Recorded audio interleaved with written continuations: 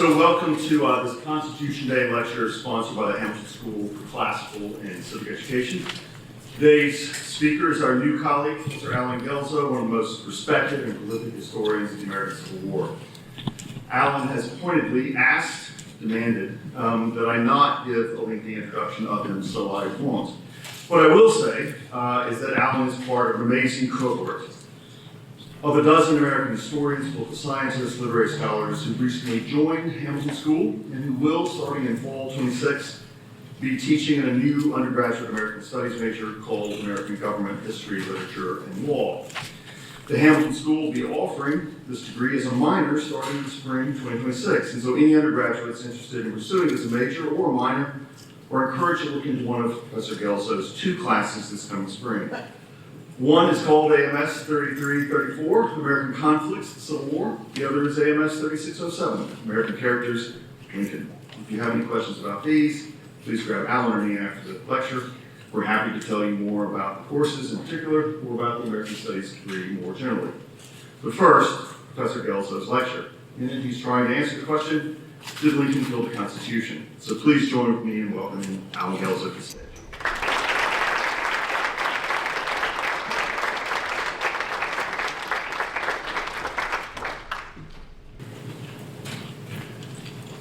First of all, let me say thank you for all of you turning out today and being part of this event. I am aware we have some classes that are here. Professor Bailey, Professor Silkenat, their classes are here, I think one or two others. And then there are a number of people from other directions and quarters, a number of Hamilton faculty whom I've gotten to know. And even one person who I really haven't seen in many years, and that is an old friend from Ocala who drove up for this event, and that is Joseph Paul, and he's right down there. And Joe and I did all kinds of remarkable things, which we will not tell you about, when we were much younger than we are now. But I'm glad for all of you being here to hear about Abraham Lincoln. In 1987, in an article in the Harvard Law Review, Supreme Court Justice Thurgood Marshall reflected on the bicentennial of the federal Constitution. Or maybe to put it more accurately, he reflected on why such reflections were pointless.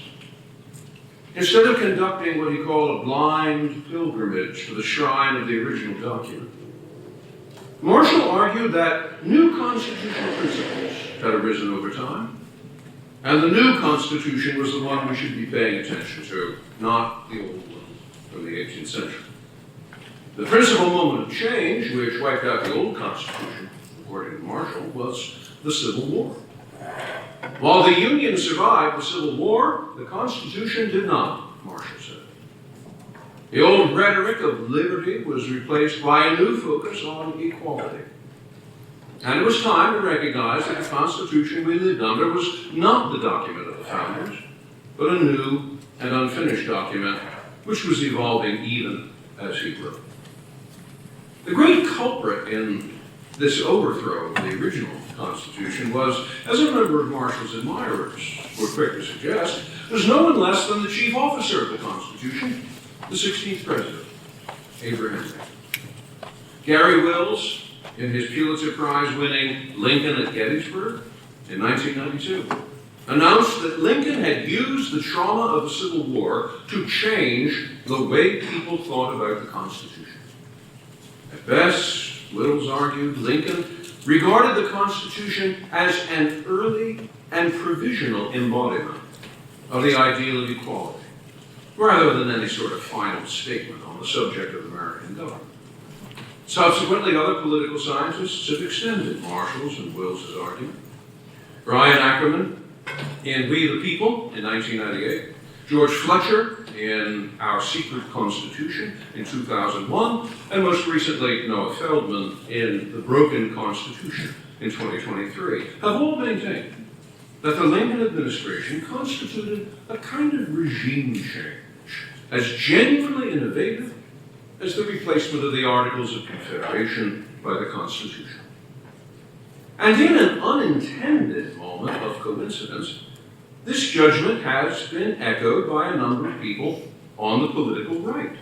First by Wilmore Kendall, who also insisted, but insisted in the spirit of criticism, not in songs of praise, that Lincoln used the Declaration of Independence to demolish the Constitution.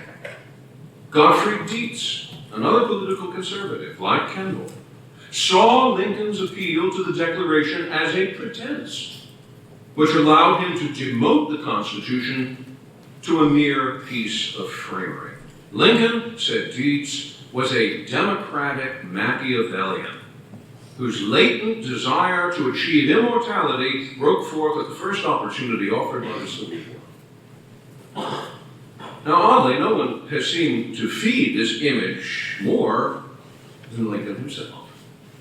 After all, didn't Lincoln force the country to accept a new theory of federal sovereignty over states' rights and use the Civil War to enforce it? Didn't Lincoln promise, right on the doorstep of his presidency, to unseat the Constitution in favor of the Declaration? Without the Constitution and the Union, we could not have attained our great prosperity, Lincoln acknowledged in 1861. But there is something back of these, entwining more closely about the human heart, Lincoln insisted. That something is the principle of liberty to all, which is enshrined in the Declaration of Independence, that all men are created equal. The Declaration was the word fitly spoken, which has proved an apple of gold to us. The Constitution and the Federal Union are the picture of silver, subsequently framed around it. The picture was made not to conceal or destroy the apple, but to adorn and preserve it, he wrote. The picture was made for the apple, not the apple for the picture. All of which seemed to suggest that for Lincoln, the real priority in American life was the Declaration of Independence, with the Constitution only of importance to the extent that it served the Declaration's principle of equality. With such a cloud of witnesses from both left and right, even apparently from Lincoln himself, it hardly seems worth posing tonight's question. Did Lincoln kill the Constitution? He must have. But despite the views of Marshall, Wills, and the others, which seem to have hardened over the years into a form of popular consensus, I am not convinced that they capture the complexity of Lincoln's constitutionalism. If we follow Lincoln's political career back to the early days in the 1840s as a state legislator and a lawyer, the pattern of his constitutional philosophy is neither easy nor straightforward. Start in the year 1840, when Lincoln is plunged into a furious national debate over the constitutionality of President Andrew Jackson's attack on the Second Bank of the United States, along with Jackson's freewheeling use of the presidential veto and the creation by Martin Van Buren, Jackson's hand-picked successor as president, of an independent sub-treasury to monitor federal monetary policy. Lincoln was especially nettled at how Jackson and Van Buren defended themselves by claiming that the Second Bank of the United States had no constitutional authority to exist. Oh, yes, it did, Lincoln replied. And Jackson and Van Buren had deliberately misread the Constitution in opposing it. As a sweeping objection to a national bank, it often has been argued, and doubtless will be again, that such a bank is unconstitutional. Lincoln told an audience in his hometown of Springfield, Illinois, in December of 1839. But the Constitution does not require such a strict reading, Lincoln commented. It should be read much more broadly. There is no express authority in the Constitution to establish a bank, Lincoln conceded, but the Constitution does grant a general authority to make all laws necessary and proper for carrying into effect all the powers vested by the Constitution of the government of the United States. The national banking system was a good means of satisfying that need certainly as good as any of the substitutes Jackson and Van Buren were proposing. Therefore, Lincoln asked, is it not clearly within the constitutional power of Congress to do so? So the implication that we may read into Lincoln's words here is that we should read the Constitution pretty broadly, including the creation of a national banking system. Now, fast forward to 1848. As a congressman, Lincoln urges a reading of the Constitution so strict that he denies any room even for amendments to the Constitution as a mistake leading to ruin. Lincoln says, no slight occasion should tempt us to touch it, meaning the Constitution itself. Better not take the first step, which may lead to a habit of altering. Better rather habituate ourselves to think of it as unalterable. It can scarcely be made better than it is. New provisions would introduce new difficulties and would create and increase appetite for still further change. No, sir, let it stand as it is. New hands have never touched it. The men who made it have done their work and have passed away. Who shall improve on what they did? As late as 1852, Lincoln's chief concern about slavery is that despite his own personal dislike for it, the strict letter of the Constitution allows the southern states to legalize it. And on that ground alone, Northerners are obligated to leave slavery alone. He even rebuked radical anti-slavery abolitionists who were already talking about ripping up the Constitution because of those obligations. Those who would shiver into fragments the union of these states, tear to tatters its now venerated Constitution, and even burn the last copy of the Bible, rather than slavery should continue a single hour, together with all their more halting sympathizers, have received and are receiving their just execration. So are we now hearing from Lincoln the strict originalist? He was not saying these things, especially about slavery, lightly either. Slavery had always troubled Lincoln on moral grounds, no matter what its constitutional standing. I have always hated slavery, he declared in his great debates with Stephen A. Douglas in 1858. And in 1854, he explained, I object to it because it assumes there can be moral right in the enslaving of one man by another. Slavery, he insisted, even violated natural law. The ant who has toiled and dragged a crumb to his nest will furiously defend the fruit of his labor against whatever robber assails him, Lincoln wrote in 1854. Slavery, which robbed the slave of the fruit of his labor, was just as much an outrage on the part of the human laborer. This was, Lincoln said, so plain that the most dumb and stupid slave that ever toiled for a master does constantly know that he is wrong. So even if the Constitution had nothing explicit to say against slavery, Lincoln believed that natural theology did. I think that if anything could be proved by natural theology, he said, it is that slavery is morally wrong. And this set up a conflict in Lincoln's mind between what he believed was right and what he knew the Constitution permitted. Because morality notwithstanding, the Constitution left slavery untouched in the states where it was legal. Maybe even untouchable everywhere else, too. As legal historian Paul Finkelman has remarked, the word slavery was never mentioned in the Constitution, yet its presence was felt everywhere. The slaveholding states were granted extra representation in Congress based on a census count of 3/5 of their slave populations. They were given recovery rights for fugitive slaves. Euphemistically, they were described as persons held to service or labor.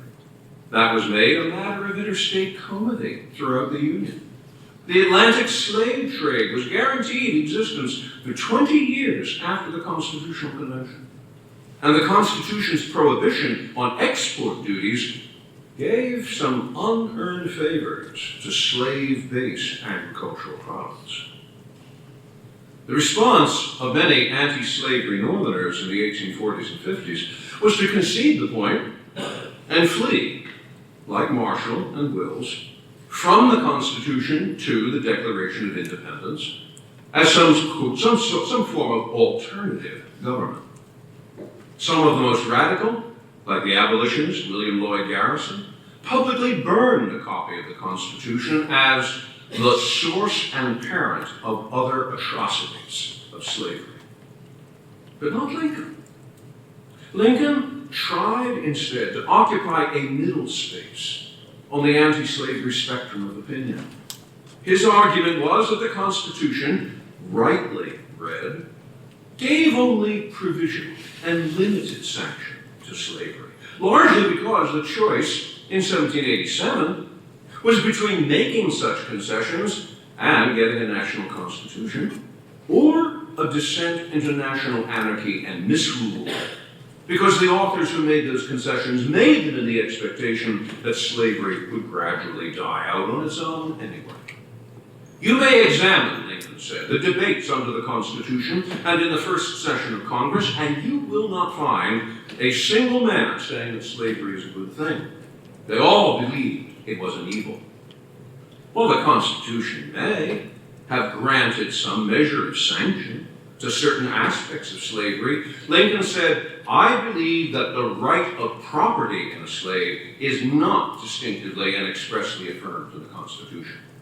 For instance, there was nothing said in the Constitution relative to the spread of slavery into the territories.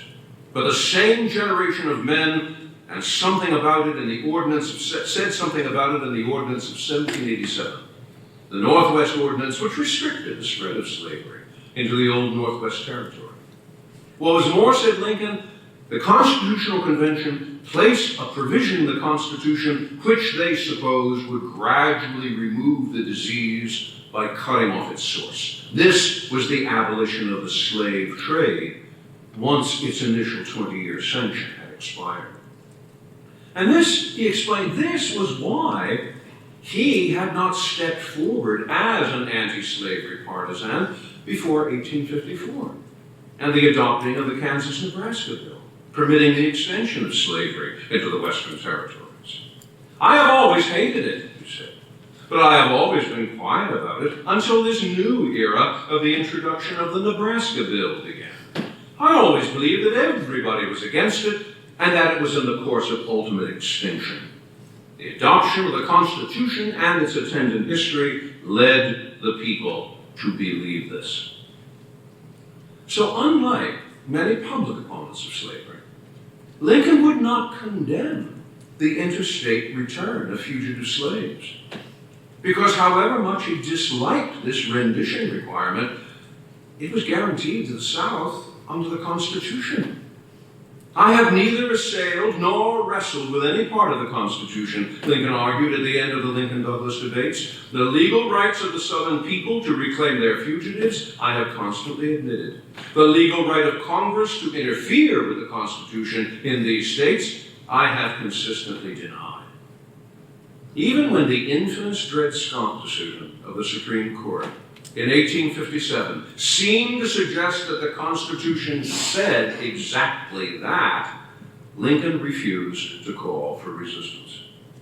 True enough, in his mind, Dred Scott was not an interpretation of the Constitution, but a perversion of it. He said, if this important decision had been made by the unanimous concurrence of the judges, and without any apparent partisan bias, it then might perhaps could be factitious, even revolutionary, to not acquiesce in it as a precedent.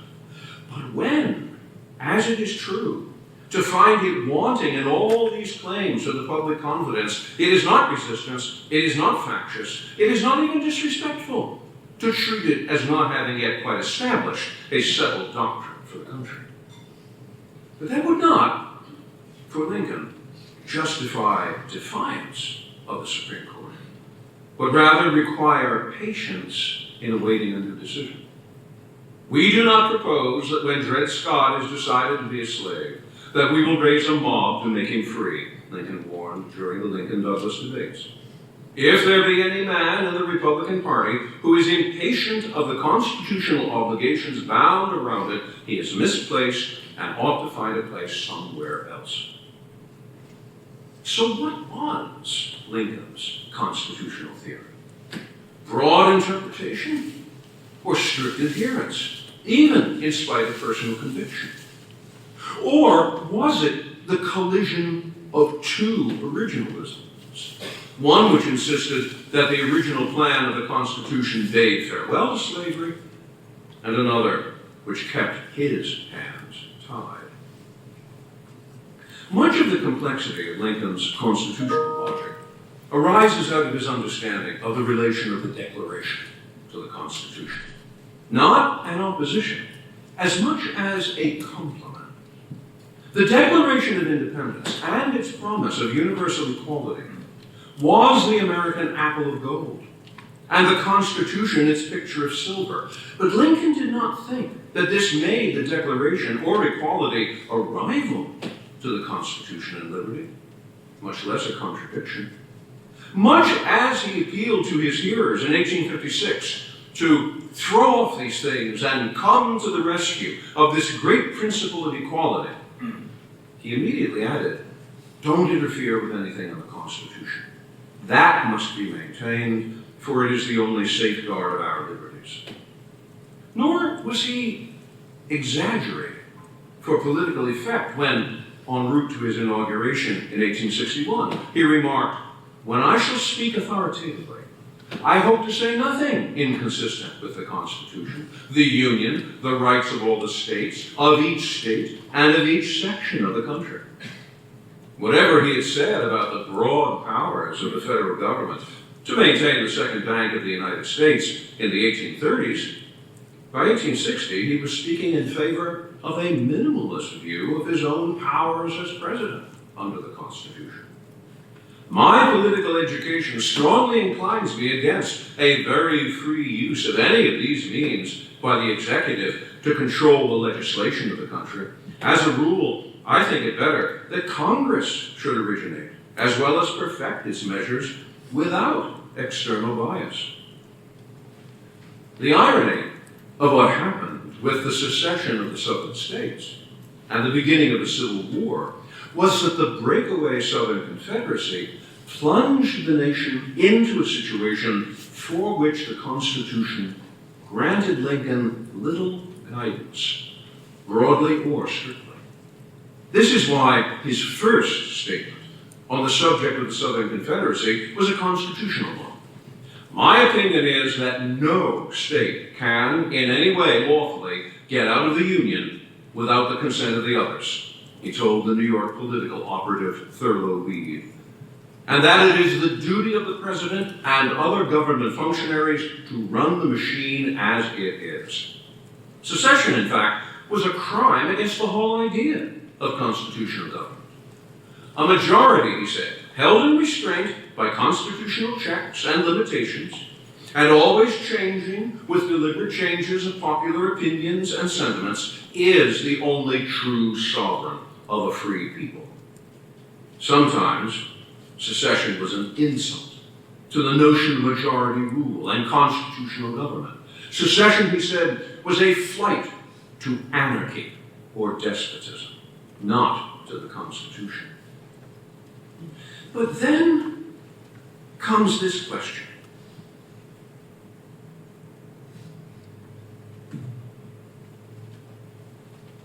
If Lincoln tried to set such store by the Constitution, then what are we to make of, first of all, his wartime decisions to suspend the writ of habeas corpus, first in Maryland and then in numerous other places in the North?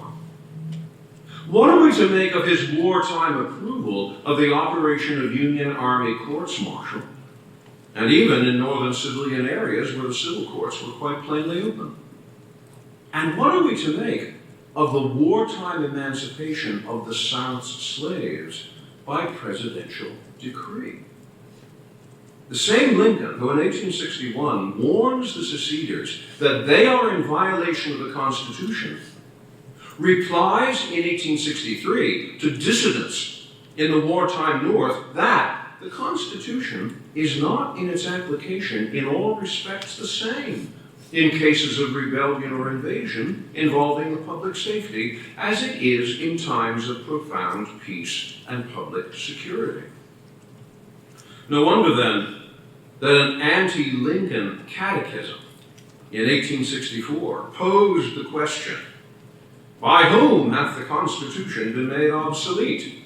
Answer, by Abraham Africanus I. To what end? That his days may be long in office. Those questions and that accusation have been asserted by nearly every Lincoln critic since the Civil War. And they have some weight. But at the same time, let's bear some distinctions in mind. In the first case, of suspending the writ of habeas corpus, it's also true that nearly every constitutional lawyer in 1861 acknowledged in varying degrees that the Constitution did provide for the suspension of the writ and for military arrests in time of civil unrest. It only left unspecified who had the power to perform the suspension, the President or Congress. Since, in the spring of 1861, Congress was not in session, but Lincoln was, it is hard to imagine that any decision on Lincoln's part not to suspend the writ would have been anything but timidity and neglect in the face of emergency, especially when the Constitution offered no explicit word against his exercise of suspension. The great Philadelphia jurist, Horace Binney, remarked that in time of war, judges should not be haggling about how wars were conducted, any more than a concern for property rights should keep the fire company from dousing down a burning house. Both the fact of the rebellion, wrote Binney, and what the public safety requires to the defeat and suppression of rebellion are of executive cognizance and decision, and of execution also, to the whole extent of the lawful means of that department. Wartime arrests and the use of military tribunals to try civilians presents a testier problem, since they are reminiscent of the Red Scares, of the wholesale confinement of Japanese Americans in the Second World War, and the trials of enemy combatants at Guantanamo during the War on Terror. There is less constitutional excuse for Lincoln in these cases, something the Supreme Court acknowledged in its post-war decision in Ex parte Milligan, which made it clear that the Constitution was indeed the same document in times of war as in times of peace. But even there, it's worth bearing in mind that the actual number of such arrests and trials was minuscule compared to the scope of the World War I arrests under the Espionage Act, the Japanese-American internments, and even the War on Terror. The Emancipation Proclamation presents the most unusual hard case because it was carefully crafted by Lincoln as a wartime confiscation measure backed by his war powers as commander-in-chief in time of war. The problem was that there was little or no clarity in the Constitution about what those war powers actually were in practice. And the presidential war powers remain one of the thorniest problems in constitutional commentary. But having made the argument for the existence of such war powers, Lincoln also drew boundaries around what any such war powers could accomplish. When one of his cabinet members pressed him to expand the application of the Emancipation Proclamation from simply the Confederate States to the 4 slave states that remained in the Union, Missouri, Kentucky, Maryland, and Delaware, Lincoln replied that that might satisfy a moral imperative, but not a constitutional one. Would I not thus give up all footing upon constitutional law, he asked? Would I not be in the boundless field of absolutism? There is one other peculiar example of Lincoln's patternless constitutionalism in the admission of West Virginia as a state. In 1861, when the Virginia State Secession Convention finally voted to withdraw Virginia from the Union, the western Virginia counties wasted no time in calling for a convention of their own, which immediately sent a delegation to Lincoln to ask for assistance. A second convention in June 1861 formed a provisional government of Virginia, which Lincoln recognized as the loyal government of Virginia.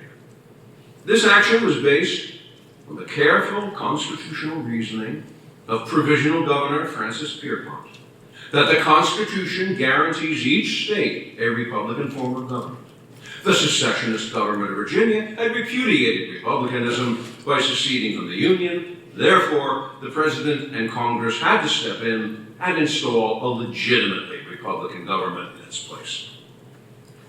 Many West Virginians, however, were eager to plunge ahead and organize themselves as an entirely new state. Lincoln resisted this logic. The Constitution, in Article 4, Section 3, only permits the subdivision of existing states when the legislatures of both the new and the original state were given together. And quite obviously, nobody in the original state of Virginia was going to assent to the cleaving off of the West Virginia counties. What was more, West Virginia's statehood looked a great deal like the secession movement itself. And Lincoln was reluctant to give any display of recognition to anybody's secession, even if it favored his cause. A statehood petition was eventually presented to Congress in May of 1862, but Lincoln's Congress dallied over it, writing its borders again, including a prohibition for banning slavery, all until December 10th, 1862. What Lincoln finally settled upon as a solution, when he finally signed the statehood bill on December 31st, 1862, was a plea which looked more like an appeal to a jury than a constitutional argument. Lincoln acknowledged the irregularities of admitting West Virginia without the consent of the old Virginia legislature. But he said there is a difference between secession against the Constitution and secession in favor of the Constitution. There was nothing unconstitutional in taking note of the difference, Lincoln said. It is said, and again, one hears the trial lawyer appealing to a jury, the devil takes care of his own. Much more should a good spirit, the spirit of the Constitution and the Union, take care of its own. I think it cannot do less and live. Curiously, it was a matter of frustration to the most radical members of Lincoln's own Republican Party that he seemed unwilling to step out from behind the Constitution and deal with the Confederate States as they thought he should. As much as the executive branch of the government swelled during the war, and that has led modern-day detractors of Lincoln, like Thomas D. Lorenzo, to claim that Lincoln was the original author of big government, the fact is that Lincoln managed to navigate the Civil War with a White House staff of exactly 6 people, and a budget that consumed a tiny 1.8% of GDP. In fact, the entire Washington staff of the State Department during the Civil War amounted to just 33 people in 1863. That included the 2 night watchmen. Even the Emancipation Proclamation so troubled Lincoln for its constitutional status that rather than simply attempt to enforce it by bayonet, he turned in 1864 and 1865 to having it in more sweeping form written into the Constitution as the 13th Amendment, which ironically he had opposed for any purpose back in 1848. Taken together, there is no easy formula for describing Lincoln's constitutionalism, especially because he was cast into a wartime situation for which a purely procedural constitutionalism had never been designed. If he had a constitutional theory at all, it was a confidence that a historical appeal to original intent could be made with remarkable directness. But far from that being controversial, in 1861, that form of primitive originalism was the claim of very nearly every constitutional theorist and very nearly every politician. That does not make Lincoln into Marshall's or Wills's egalitarian revolutionary, undermining a constitution that he resented as an obstacle to equality. It also does not make him a consistent example of nothing but constitutional theory. Lincoln stretched the boundaries of what constituted the war powers. He turned a frequent blind eye to civil liberties abuses when the libertarians seemed to cross a boundary line into outright sabotage of the war effort. And he signed legislation that provided for an expanded role for government in the national economy, for a transcontinental railroad, a national banking system, and the highest tariffs in American history to protect American domestic production. Yet he never once seemed to have entertained the idea of canceling the 1864 presidential election in order to preserve himself in power, even in the midst of a war where he commanded the largest army the United States had ever assembled. We cannot have free government without elections, Lincoln said. And if the rebellion could force us to forego or postpone a national election, it might fairly claim to have already conquered and ruined us. 2 weeks before that election, he declared, "I am struggling to maintain government, not to overthrow." Lincoln, as president, was presented with a situation: the attempted secession by the slave-holding states to form a Southern Confederacy, for which the Constitution had provided neither direction nor mechanism. Lincoln's presidency was thus consumed by the ensuing Civil War and had to be managed without a playbook, so that improvisation, unevenness, and contradiction were often the rules of the day, with all the haphazard applications that improvisation entails.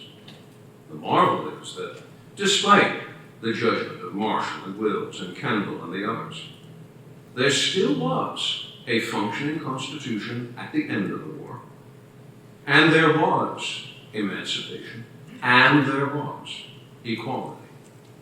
That Lincoln kept all three in view is a mark of the importance of each for him. Whether the strategies he deployed to keep them together offer us guidance for anything except the most extreme of emergencies may be the real question of Lincoln's constitutionalism. Thank you very much.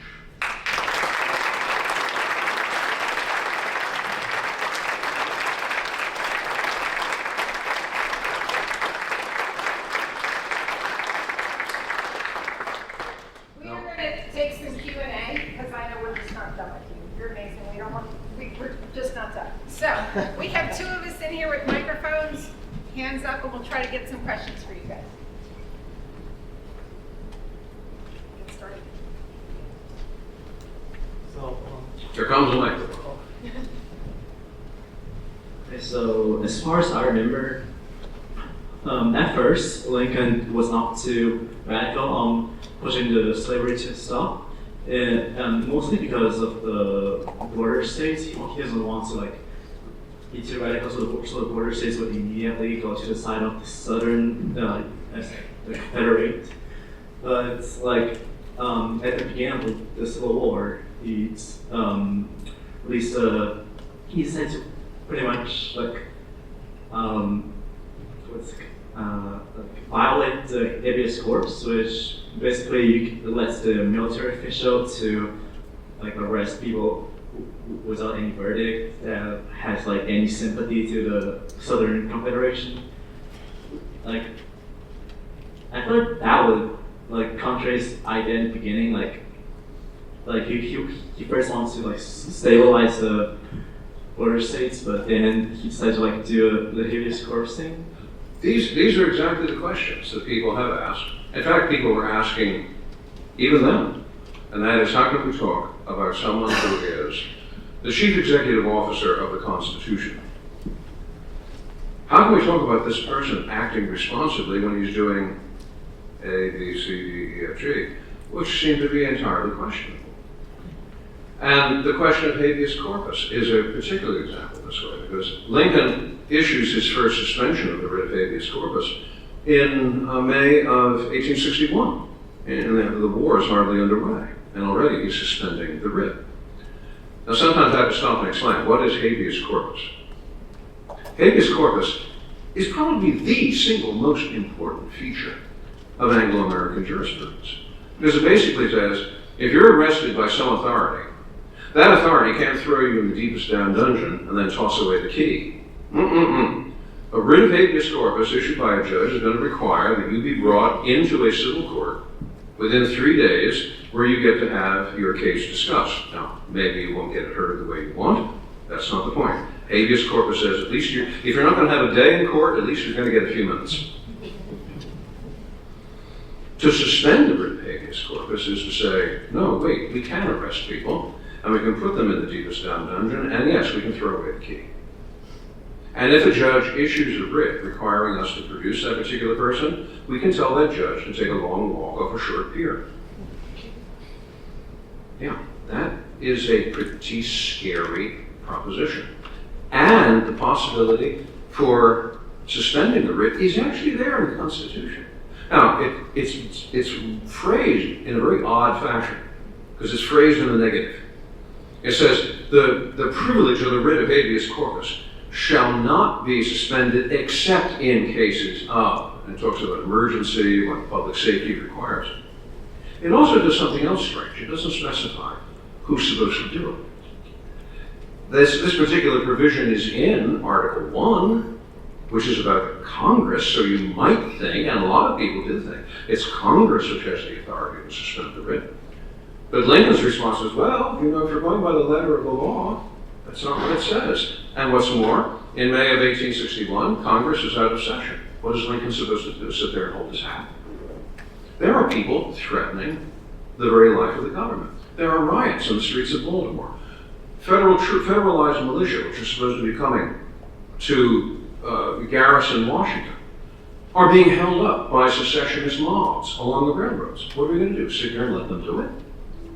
And Lincoln's response was, I'd be impeached. And I deserve it too. So he acts to suspend the writ of habeas corpus. There are arrests made by the military, people put in military detention, they're not brought into court.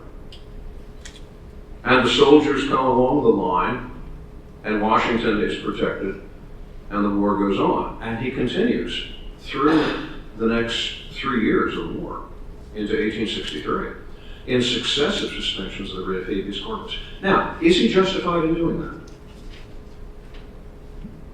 And the answer has never actually really been fully and finally given, because we have been arguing over who has the authority to suspend the writ ever since. And there have been suspensions of the writ, and there have been situations close to it. When Franklin Roosevelt signed the executive order to intern the Japanese Americans in California, it was an executive decision. So we have seen over the years things that are uncannily similar to that. Where does the ultimate authority for that lie? We could point the finger at Lincoln and say, that's bad. Or are what we're really doing saying, we're pointing the finger at a vagueness of the Constitution. That is the question that has to get decided. That's what has to get determined. You move on to the question about slavery. Well, as president, when he is elected president, what is he to do about slavery? Lincoln himself said, there are many people who expected that the day after he was inaugurated, he was going to throw open a window in the White House and yell, "Free!" down Pennsylvania Avenue. Well, when you stop and think about it, actually he has no authority to do that. Because slavery was legalized in this country by state statute, not by federal statute. And so the states, on one side of this firewall between federal and state jurisdictions, the states simply said, the President of the United States is the executive officer of the federal government, not of us. The President doesn't have the authority to do that. The President tries to do that. 9 o'clock the next morning. there are going to be slaveholders in federal court demanding an injunction. And they're going to get it too. Well, they go on to appeal. And the appeal is going to go up to the United States Supreme Court. And who was the Chief Justice of the United States Supreme Court at that moment? Roger Brooke Tawney, a real friend to emancipation. So Lincoln's response is, you really want me to do that? Now, Lincoln is going to look for any way he can to move the situation toward emancipation. His first instinct was a buyout plan, and it didn't work. And it is not until later in 1862 that he finally says, all right, I've run out of options. I am going to exercise my prerogatives, such as they are, as the commander-in-chief in time of war, and I'm going to say this is a military necessity. And on the basis of that, on that war power, then I am going to emancipate slaves. But that assumes that there is such a thing as the war powers. And the phrase war powers occurs nowhere in the Constitution. So you see, we're looking at this situation in 1861 to 65, which doesn't have any precedence.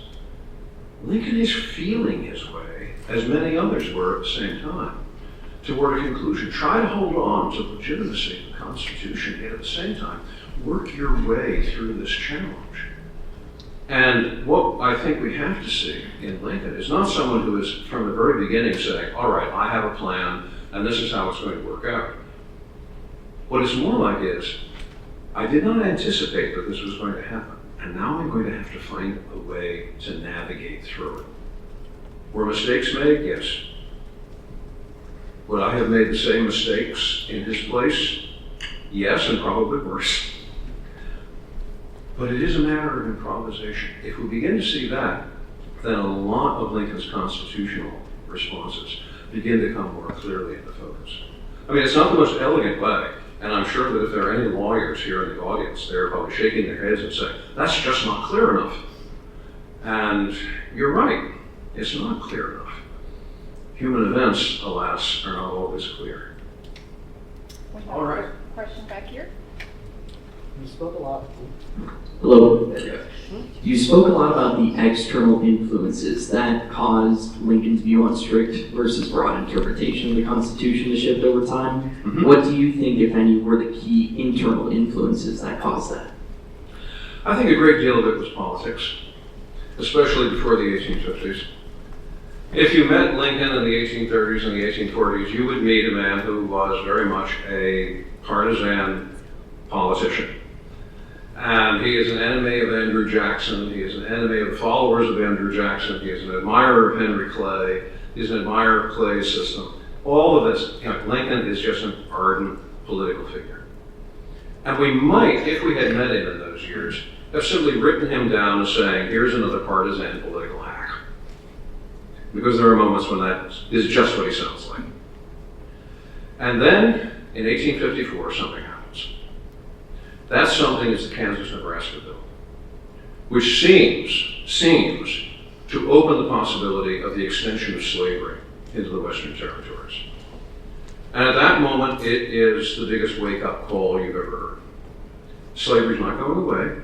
Slavery is not going to allow itself to be cooped up in the slave states where it's going to asphyxiate from its own failures. No, it is going to become aggressive, it is going to expand. At that point, Lincoln drops all the partisan hack. Now he emerges as the enemy of slavery. Now he is the man who is appealing to principle. That shifts a great deal, both of his angle of vision and of his approach to questions. And it's at that moment, from 1854 onwards, that we begin to see the emergence of the Lincoln who is much, much closer to what we imagine Abraham Lincoln to have been. But it took that moment when he suddenly realized, no, slavery is not going away. In fact, far from going away, it's going to spread. It's going to spread into the West. And when it spreads into the West, it's going to take over the West and the statehood of the territories of the West. And when they have that, then they'll have the upper hand in Congress, and then they'll strip away all the free state restrictions. And the first thing you know, slavery, as he said in 1858, is going to be alike equal north, south, west, everywhere. It will take over like stage 4 cancer. That's what motivates him. And that's when he comes out to the front of the stage in opposition to slavery. That's when we meet the Lincoln that we know. I'm going to let our microphones decide who can say what, because I don't have a microphone to give you, except this one. And we have some hands.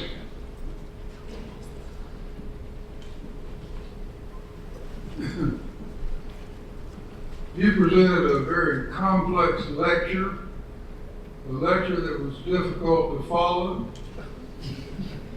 You discussed a lot of constitutional niceties, but wouldn't you agree that if Donald Trump heard your lecture, he would say, I don't need your constitutional niceties, I don't need your thought. I'm throwing the Constitution out of the window. If someone had said that to Lincoln, he would probably have said, let's sit down and have a discussion about the Constitution. Now, I don't know about other politicians. I don't hang out with politicians, I have to say. Lincoln's response would be, let us try to understand what the Constitution is about. In the great speech he gave at Cooper Institute in February of 1860, he set out a task for himself. He said, what did the founders really think about slavery? And it's a remarkable piece of work because it's a very patient, a very historical examination of what the founders, the people who actually wrote the Constitution, what they actually thought the future was going to be about slavery in America. Now, the conclusion he draws from this in examining these founders one by one by one by one is that in 1787, when they are sitting there in the convention ready to write the Constitution, there is an overwhelming consensus. Slavery is a problem. We are embarrassed by slavery. Slavery is a contradiction of American principles. But how do we tear the thing up by its roots? We have to be careful about how we handle this, or we could ruin the entire idea of the Union. But the expectation was, as Lincoln put it, the phrase he was fond of was, it'll be in the place of ultimate extinction. And he was confident. He was confident that that was an argument that the founders would embrace. If all of the founders, if all the signers of the Constitution could be assembled in February of 1860 in New York City at the Cooper Institute, they would all say, yeah, that's what we meant. Lincoln was confident of that. But Lincoln would ask us to think carefully, what does the Constitution say? What did the authors of the Constitution say? What were their intentions? Where were they going? What kind of expectations did they have for the future? He believed that what had happened in the country was a kind of derailment of those original expectations. That when in the Constitutional Convention, someone like Roger Sherman or Oliver Ellsworth of Connecticut had said, we're not going to talk about slavery in the Constitution because slavery is on its way out the door, and people should be able to read the Constitution 100 years from now and never have any idea that there was such a thing as slavery in the United States. But it got derailed, and the reason it got derailed was the profit motive. And the profit motive was wrapped around cotton. Because in 1787, cotton was not a major commodity. But go 50 years beyond that, and cotton has become the white gold of the transatlantic economy. It's become the thing that the Industrial Revolution feeds upon, because whatever else the Industrial Revolution was, it was a revolution about the production of textiles. And suddenly cotton has become immensely valuable. Well, what is the cheapest way to produce cotton? Slave labor. Which is why the southern states were virtually economic colonies of Great Britain. They almost owed more to Great Britain than they owed to the American Union they were supposed to be a part of. The founders, Lincoln argued, founders never anticipated that. A terrible mistake has been made in the development here. Almost a kind of economic seduction. And that is what he's arguing against. I think he would ask us today to think in the same fashion through our constitutional questions. What are the historical origins of these questions? What what is the root of the answers we can give? And above all, he will ask us to think patiently, to think with each other, and to talk with each other. This is not a man who yells at the top of his voice at people. This is not a man of radical solutions. This is a man always attempting to find a way to bring as many people with him as he can. And in that respect, what Lincoln is showing to us is not just a model of a constitutional thinker. I mean, he is telling us that is what the Constitution is about. But he's also giving us a model of what a thinker who is shaped by the Constitution should behave like. And I think that may be the most important lesson we can draw from examining Lincoln's constitutionalism. Yes, it is complicated, I know that. And yes, you did have to hang in there with me with a lot of this, that, on the other hand, on this hand. But Lincoln was like that. One of his legal associates of many years out in Illinois once said about Lincoln, because Lincoln was often described as, one person said that if you met Lincoln for the first time, you'd think you were talking to a rough, intelligent farmer. All right. But this legal associate of Lincoln said, anyone who took Abraham Lincoln for a simple-minded man would soon wake up with his back in a ditch. You didn't wisely underestimate the man. And he would walk patiently through these questions with you. And you'd come away saying, yeah, why didn't I see that? Well, he was a remarkable man that way.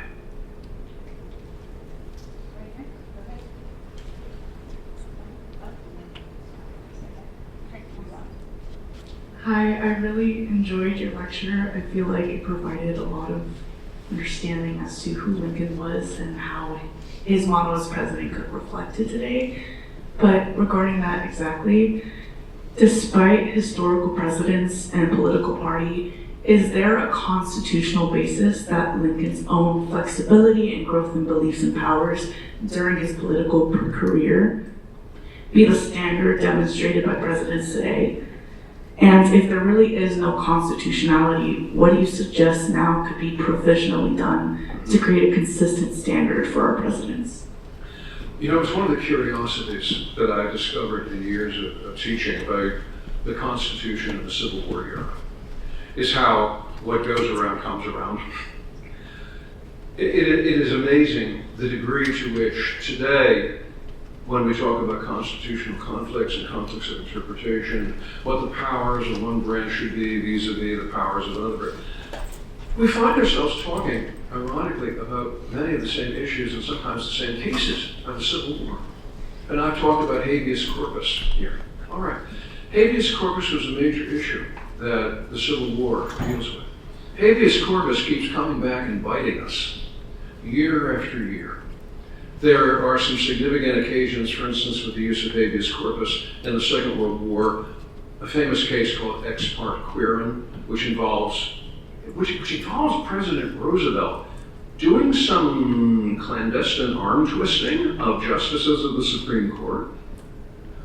And then even most recently, the whole business about Guantanamo and enemy combatants, that was really a debate about habeas corpus.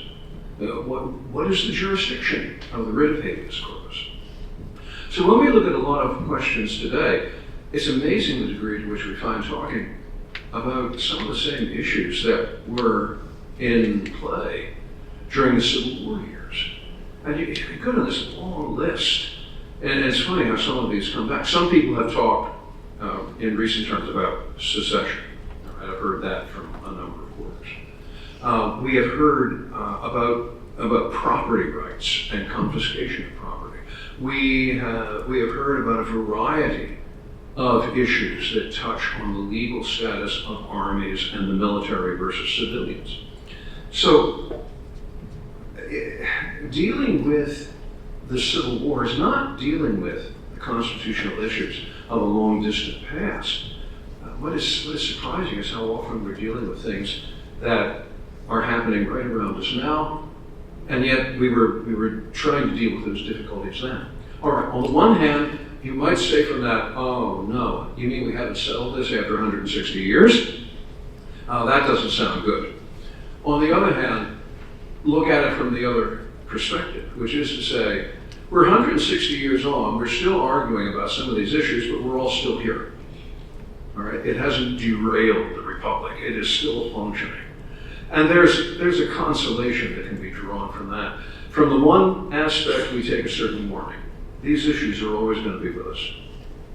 And maybe these issues, in fact, are endemic in the very idea of a democratic government. But at the same time, we can also take some consolation from the fact that, all right, maybe we haven't solved them over 160 years, but at the same time, they haven't destroyed us. And we will keep on talking about these things, but we will also keep prospering at the same time. So, yes, there's a moment when you say, oh, woe is us, but there's also a moment when you say, all right, let's keep on keeping on. All right? Professor Guelzo, I consider Lincoln acquitted of the claim that he killed the Constitution, because you had a very great speech. A great lecture. By the way, the answer is no. The answer is no. Just in case that was in any doubt. I have a follow-up, though. Right. Did the post-Civil War amendments kill the Constitution? No, because the post-Civil War amendments themselves are improvisatory. I'm often asked the question in connection with this. Probably asked this question more often than any other, and that is, what would have happened if Lincoln had lived? Would he have sponsored the 14th and the 15th Amendments? Would he have changed Reconstruction policy? Would things have turned out differently for us? Would we be a happier nation? Well, one thing is for sure, we wouldn't have done worse than Andrew Johnson. Can't do much worse than that.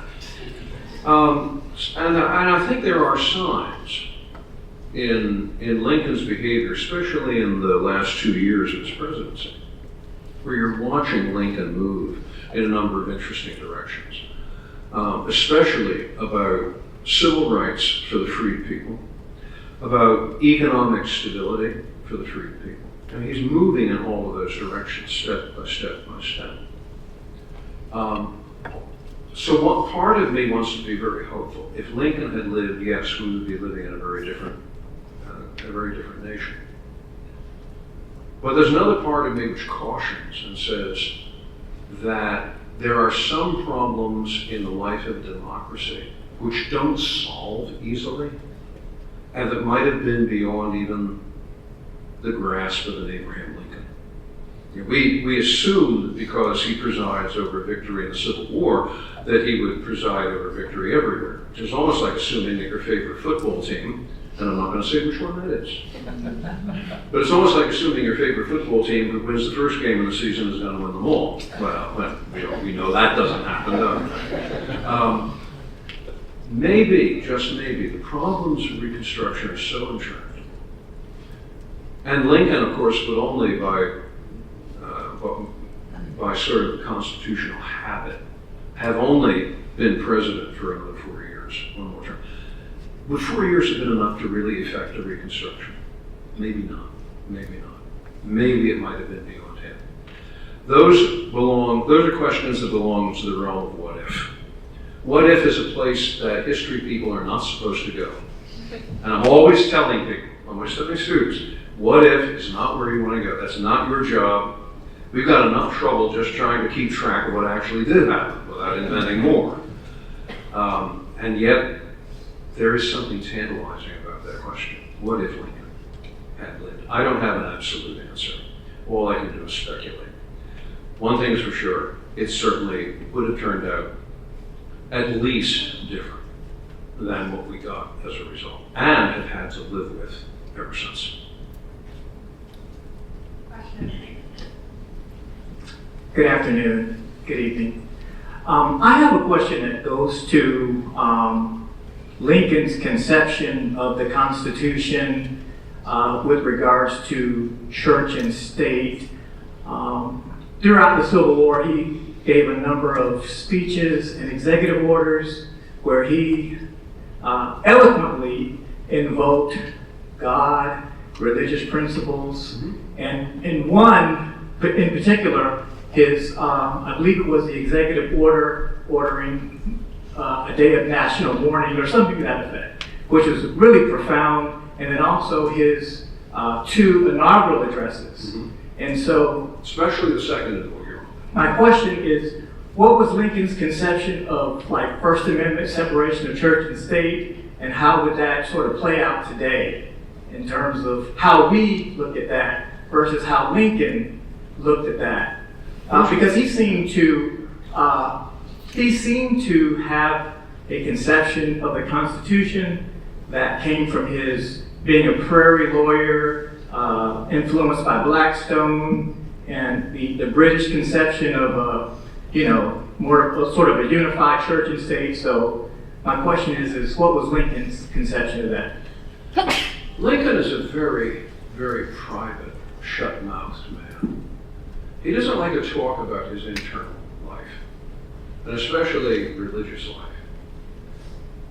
The one man who knew him very well, David Davis, who had been the judge of the circuit that he practiced on in Illinois. In fact, he appoints Davis to the Supreme Court in 1862, and David Davis is the executor as well.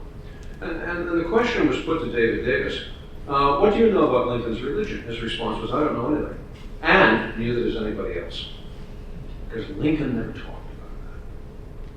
When you went after Lincoln to try to get personal information from him, you usually ended up in a blind alley. And he would be very cordial, and he would be very evasive, and it would be very polite, but you wouldn't learn anything. At least not anything he didn't want you to learn. So he's very guarded, and he holds so much of himself back from people. So what about Lincoln and religion? What can we say? All right, I'm going to shinny out on a limb here again, as I did with the what if question.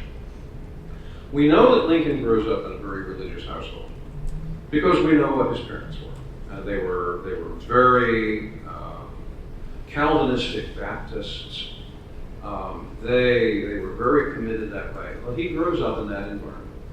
So he knows the Bible. Oh my goodness, the man knows the Bible. He can come up with chapter and verse like that, no problem. One time in the White House, he says to an office seeker who had made a bad mistake, he said, look, you're like the person in the Proverbs, in Proverbs chapter so and so. Don't go to the master and explain to the master what a terrible person his servant is. And this man walked away and said, there is no such person in the Bible. And one of Lincoln's secretaries then went and looked it up, and sure enough, there it was. Lincoln could do that. So he knew the Bible very well. He knew the ins and outs of theology, but he didn't embrace it. He's the only president never to have joined a church. And when he was pressed on that, on one occasion, by a Connecticut congressman, Henry Deming, he said to Deming, whenever a church will inscribe as the sole qualification for membership, thou shalt love the Lord thy God with all thy heart and with all thy soul, and thy neighbor as thyself, that church I will willingly join. And he said that, and Deming was very impressed. And it never occurred to Deming afterwards that there wasn't any such church, just the fact. So Lincoln would send people off in these directions. If anything, in his 20s, he has something of a reputation as what they called an infidel. In other words, someone who is just a smart aleck, trying to say nasty things about religion and upset people. Well, he finds out the hard way. That's not a good way to get elected in politics. So that begins to get toned down. But he still never makes any kind of religious commitment. When he's elected president, this is when things start to shift under his feet, because he has to find a way to explain to himself why this hideous civil war has taken place. And that's when you start to hear him stop talking about God like a Hallmark reading card and start asking questions, as he does in 1862, when he begins to speculate out loud. What about the will of God in this event? The will of God prevails. Now, if the will of God prevails, that means that what is happening right now happens because God wants it to happen. But look at the problem. Here's neither North nor South with the upper hand in this war. What does that mean? So he's trying to work his way through these questions. And it culminates in that marvelous second inaugural, where in the first paragraph of the second inaugural, he gives you a brief recapitulation of the war. Then he starts in to ask these questions. Why? Why has this war come upon us? And the one thing he wants people to understand is this isn't the moment for a victory lap. All right, it's March of 1865. We're a month away from the surrender of Lee at Appomattox. He said, this is not the time for the victory lap. This is the time for us all to understand that this judgment has come upon us as a nation, North and South together. We are all guilty of this crime of slavery. We've all had a role in it.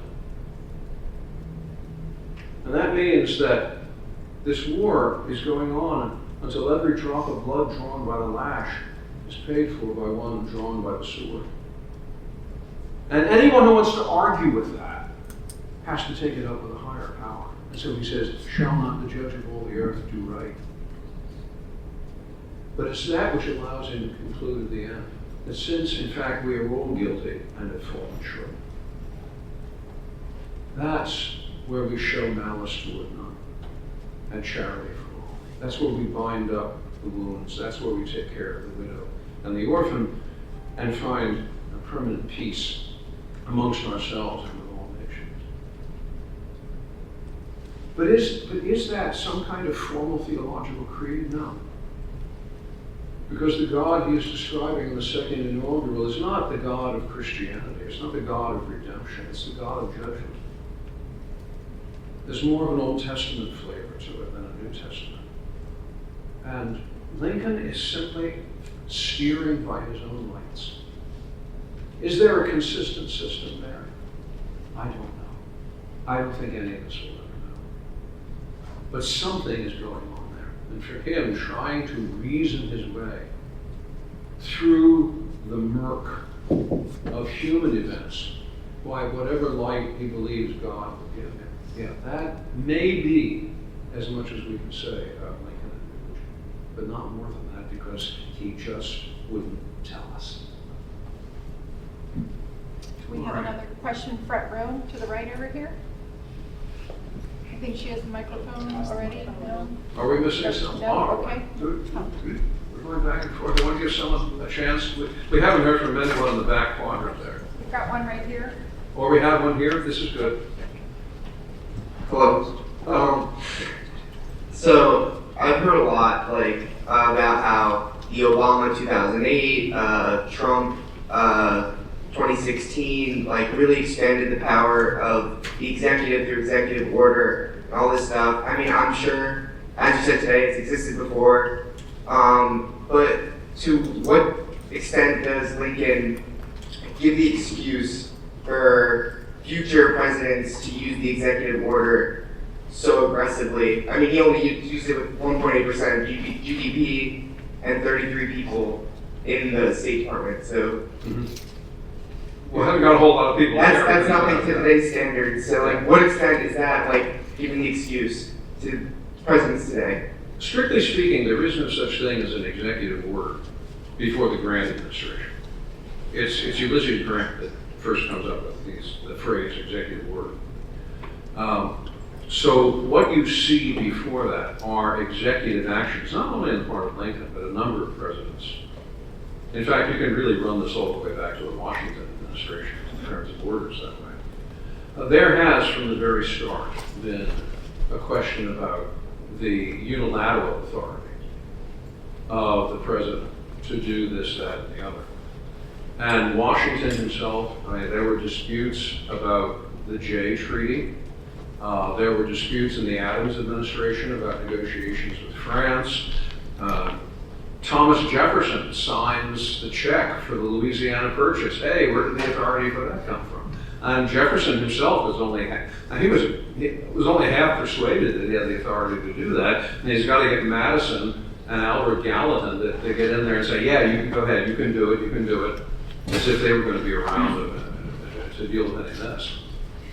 So the question about executive orders really is not a question so much about Lincoln as it is about the very nature of the executive branch itself and what kind of discretion the executive branch has. At the time of the Constitutional Convention, Edmund Randolph, almost at the very beginning of the convention, stands up and says, I really don't like this idea of a presidency because it is the fetus of monarchy. So we're talking 1787, and people were worrying about that. The fact that Lincoln functions by a number of executive unilateral acts is not unusual in its own terms. What is unusual is the fact that 20 years before, he'd been busy criticizing people for doing that. And now he's in the presidential seat and he's doing something of the same, which sometimes only shows that the situation overwhelms the individual. And even Lincoln is not immune to that. I think that's. I don't keep it, I'm loath to keep, all the food, is the food still here? I think we're actually going to finish up right now. We've had a lot of students. I know they're getting ready to head to other classes. Should we take one more? And I see someone right here in the back row. One more. I'll give her a chance. Thank you for taking my question. Do you think that Lincoln resisted taking West Virginia because he was also persuaded by General Scott, who believed that if he would just give the South time, it would have been a wayward sister, was an expression, would come back to the Union, and so part of, if you made a state out of, or two states out of Virginia, then you had totally, permanently changed everything. He had a very strong conviction that the secession of the Confederate States was something of a coup d'etat in those states. That by and large, the Southern people were not in favor of secession, they were not in favor of treason, they were not in favor of war. In 1863, he makes the comment that the Confederate government survives purely by its army, because its army intimidates and cows the people themselves. And he had this confidence that if he could appeal over the heads of the Confederate leadership to the Southern people, they would in fact rally to the Union. They were in fact waiting for Union forces to show up so that they could once again resume their loyalty. That may have been a species of overconfidence. Something that unfortunately gets illustrated painfully well in the years after the war, when it turns out that in fact a great percentage of the Southern people were all too enthusiastic about slavery, all too enthusiastic about breaking up the Union, all too enthusiastic about going their own way. So was Lincoln unduly optimistic? Did he misread the Southern people and try to offer them deals that they couldn't refuse, but which of course they did refuse? Yes, he was an optimist in that respect. It was an optimism that he thought grew out of the fact that he had been born in the South. He was born in Kentucky. He thought he understood Southerners, and he may have been wrong. Was he too generous at some points? For that reason? Perhaps. Perhaps. Or is he also governed by the fact that at the end of a great civil war, what are your choices? At the end of the Civil War, are you going to go hunt people down and say, you committed treason, we're going to hang you? Is retribution the answer to civil war? Is retribution the answer to any kind of political strife in a democracy? I think Lincoln would say, it can't be that way because at the end we have to live with each other. This is what you do in a democracy. We have to persuade each other about what the way forward is most likely to be. So he will want to make concessions, and he will be hopeful that others will make concessions to him. He finds out from time to time that in fact they're not interested in making concessions. And that is a big disappointment to him. But straight through, almost right to the very end of his life, he is hoping against hope that he can persuade Southern people to break off from this terrible war and bring an end to it. Break off from it either by persuasion of logic or maybe even by federal dollars when he offers to buy the slaves of the South, what is he doing? Is it because he really thinks slavery is okay and all you got to do is solve it with money? No, he says it's because the millions upon millions we would spend in buying out Southern slaves is going to be much less expensive than the millions upon millions and millions after that we're spending on a civil war, shedding the blood of our finest people. So he will look to find reason in political life. We do not often look for reason in our politics. But Lincoln, if he was anything, was a man of reason, and wanted to come and reason together with people to find solutions. And I think that is something which you see even in this zigzaggy constitutionalism of his. He is trying to reason his way through an utterly unanticipated situation, which is to say civil war. And he's trying to think his way through it and find answers. And I think it is that in Lincoln which continues to exercise this marvelous appeal to us. I mean, why do we keep coming back to this man Lincoln? I mean, why are all of you here today? It's certainly not because I'm handing out $5 bills. You're coming here because a question about Lincoln was posed. Everett Dirksen once made a comment many years ago. Every American politician wants to get right with Lincoln. And you hear this from every politician. In a sense, every American wants to get right with Lincoln. And I don't think that's a bad instinct. And one of the ways it seems to me that can happen is by following the kind of path of reason that Lincoln offers to us. And that is what we see, I think, underlying his constitutionalism. All right, well, thank you so much.